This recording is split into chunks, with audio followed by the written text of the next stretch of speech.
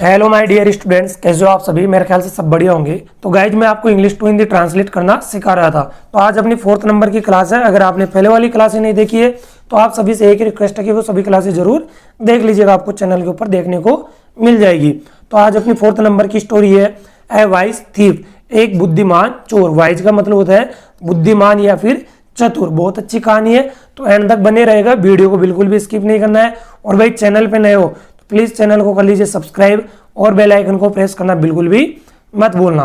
तो अपनी story start करते हैं बिल्कुल जीरो लेवल से। तो देखिए, ए थीफ वॉज कोट, एक चोर पकड़ा गया। यहाँ पे केच की थर्ड फॉर्म यूज हुई है, सेकंड और थर्ड फॉर्म सेम होती है। अब कई स्टूडेंट्स कंफ्यूज होंगे कि यहाँ पे वॉज आया है, तो वॉज के साथ तो वर्ब की फर्स्ट फॉर्म में आईएनजी आनी चाहिए, मतलब कि पास्ट कंटिन्यूस। नहीं, क्योंकि यहाँ पे वॉज के साथ वर्ब की थर्ड फॉर्म आई है। वो क्यों? क्योंकि ये पैसिव वॉइस है। अगर आप पैसिव वॉइस जानते होंगे तो आपको समझ में आ गया होगा। फिर आगे है ही वॉज ब्रॉट। अब इसको ब्राउट नहीं बोलेंगे, इसको बोलेंगे ब्रॉट, यानी लाया। बिफोर यानी सामने। बिफोर का मतलब यहाँ पे पहले नहीं है, इसका मतलब है सामने। द किंग यानी राजा के, तो उसे राजा के सामने लाया गया। द किंग ऑर्डर्ड यानी आदेश दिया। ऑर्डर्ड का मतलब होता है आदेश दिया, तो राजा ने आदेश दिया हिम यानी उसे, टू बी हैंग्ड यानी लटका दिया जाए या फांसी दे दी जाए। The thief said to the king, तो द थीफ यानी चोर ने सेड टू द किंग यानी राजा से कहा। सेड का मतलब होता है कहा। किससे कहा? राजा से कहा। देट यानी की, ही यानी वह, न्यू एज सीक्रेट वह एक सीक्रेट जानता है। सीक्रेट का मतलब होता है रहस्य। न्यू यानी मतलब जानना। अब ये वाला न्यू नहीं है यहाँ पे, इस न्यू का मतलब तो हो जाता है नया। नाउ की सेकंड फॉर्म है यहाँ पे, ठीक है। ही कुड ग्रो, देखिए यहाँ पे कैन की सेकंड फॉर्म यूज हुई है कुड, तो he could grow a tree. Grow का मतलब होता है उगाना, तो वह एक पेड़ उगा सकता है। विद गोल्डन फ्रूट्स, जो क्या देगा? क्या देगा भाई? गोल्डन फ्रूट्स का मतलब हो जाता है सुनहरे फल या फिर सोने के फल एक तरीके से। तो वो क्या देगा? यानी वह एक पेड़ उगा सकता है जो क्या देगा? सुनहरे फल देगा।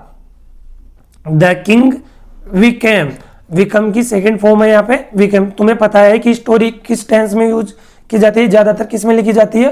पास्ट टेंस में।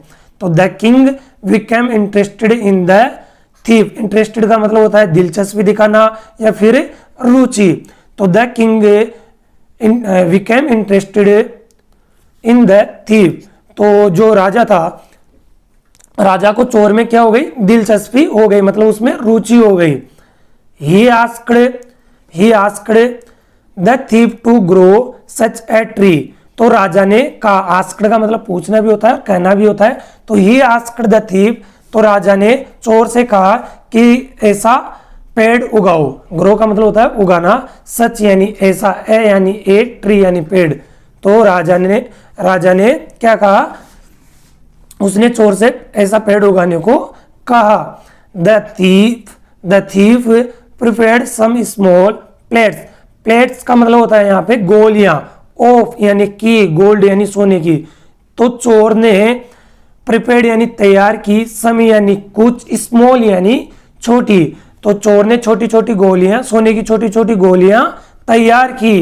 तुम्हें पता है कि इंग्लिश के अंदर क्या होता है, जो हम हिंदी में ट्रांसलेट करते हैं, तो सबसे पहले हम हिंदी ट्रांसलेट के अंदर सब्जेक्ट को आगे रखेंगे, फिर इसके बाद में हम उठा के लेके आएंगे ऑब्जेक्ट को। ये हिंदी की बात बता रहा हूं मैं। फिर इसके बाद में मेन वर्ब बोलेंगे, फिर इसके बाद में हेल्पिंग वर्ब, मतलब वो टाइम दिखाएगी, और फिर इसके बाद में हम बोलते हैं अदर वर्ड, ठीक है। तो ये अपना सेंटेंस का स्ट्रक्चर होता है हिंदी ट्रांसलेट का। 90% काम कर जाएगा। अगर आप प्रैक्टिस करोगे ना तो आपको ऑटोमेटिक समझ में आ जाएगा। He told the king that these should be sound. Sound का मतलब क्या होता है? बोना। अब यहाँ पे सेकंड फॉर्म यूज हुई है बोया। By a person who had never, never का मतलब होता है कभी नहीं। स्टोलन यानी चोरी करना होता है। स्टील की थर्ड फॉर्म है स्टोलन। एनीथिंग, तो यानी चोरी की जा चुकी, मतलब एक तरीके से सेंस निकलता है। तो he told the king that these, तो वह राजा से कहा कि दीज शुड बी सोन। अब देखिए यहाँ पे दैट का मतलब होता है कि दीज, यानी इन्हें ऐसे व्यक्ति द्वारा बोना जाना चाहिए, मतलब सोन का मतलब होता है बोना चाहिए यानी बोया जाना चाहिए, बाय यानी द्वारा, यानी ए पर्सन यानी व्यक्ति, तो ऐसे व्यक्ति द्वारा बोया जाना चाहिए।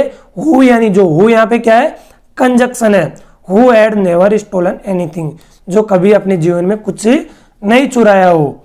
फिर है नो पर्सन, आगे देखिएगा, नो पर्सन केम फॉरवर्ड, देखिए फॉरवर्ड का मतलब होता है आगे, तो नो पर्सन केम का मतलब होता है आया, सेकंड फॉर्म है कम की, तो नो पर्सन केम फॉरवर्ड, कोई पर्सन आगे नहीं आया।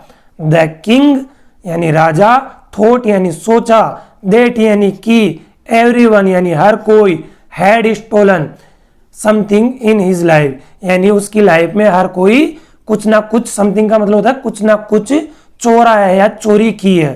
ठीक है भाई हैड स्टोलन का मतलब होता है, यहाँ पे देखिए हेड के साथ वर्ब की थर्ड फॉर्म यूज की गई है, तो समथिंग का मतलब होता है कुछ ना कुछ चोरी की है।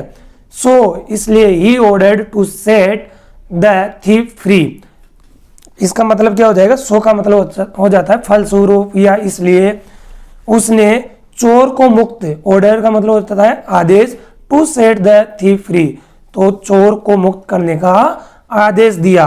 फिर इसका मोरल है विजडम सेव्ड लाइफ, बुद्धि ने जान बचाई, विजडम का मतलब होता है बुद्धि, सेव्ड का मतलब होता है बचाई, यहाँ पे सेकंड फॉर्म है, लाइफ का मतलब होता है जान या फिर जीवन, तो बुद्धि ने जान बचाई। तो मेरे ख्याल से ये स्टोरी समझ में आ गई होगी। देखिए आपको धीरे धीरे ही समझ में आने वाला है, ऐसा तो है नहीं कि आपको एक साथ टेक्स्ट बुक का ट्रांसलेट आ जाए। ठीक है, तो आपको बार बार प्रैक्टिस करना है, समझ में नहीं आ रहा तो एक बार फिर से रिफ्रेश करके मतलब दोबारा से क्लास को देखिएगा, आपको समझ में आएगा। तो क्लास कैसी लगी तो कमेंट करके मुझे बताइएगा, और भाई चैनल को सब्सक्राइब नहीं किया ना तो प्लीज़ चैनल को कर लीजिए सब्सक्राइब, और बेल आइकन को प्रेस करना बिल्कुल भी मत भूलना। तो नेक्स्ट क्लास में मिलते हैं, तब तक के लिए बाय बाय, टेक केयर।